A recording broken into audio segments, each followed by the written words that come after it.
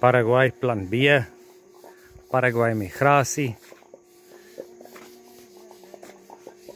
ekologiese, organiese konstruksie, houthuise.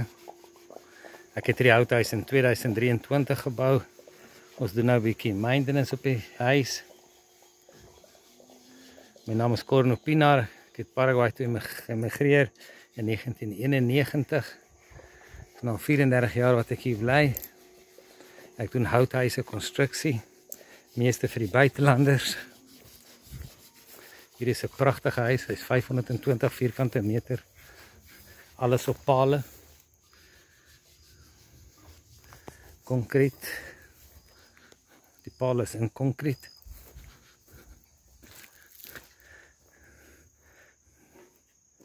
Natieve hout van Paraguay, Lapacho. Die dek is Lapacho. Hierdie handreëling is Grupa IT. Die balke is Grupa I. Daar het ek eucalyptuspale, geïmpregneerde eucalyptuspale.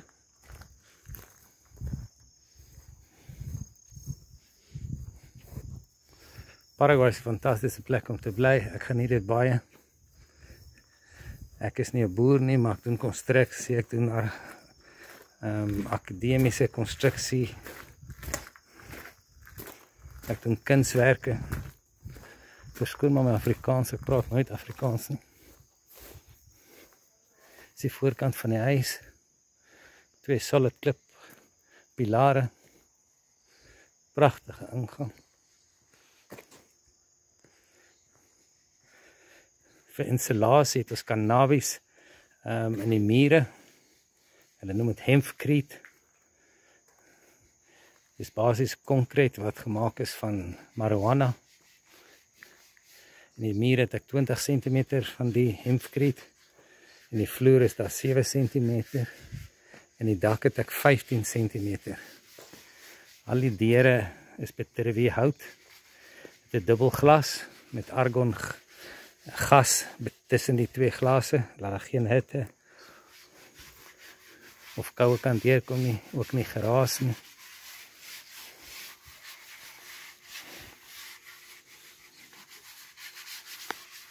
Dit is die styl van huise wat ek in Eden Country Club bou. Eden Country Club is 'n geslote community wat op ons grond doen. Ek het 10 hektaar vir die projek. Al die huis wat ek daar gaan bou, gaan presies hierdie styl van huise wees. Die huis kan ook klipmuur buite hê of steenmuur. En daar kan julle sien het ek klip gedoen.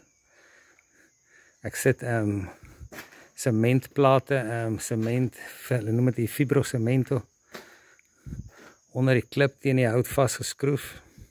En dan sit ons die klip bo op die cement sheets.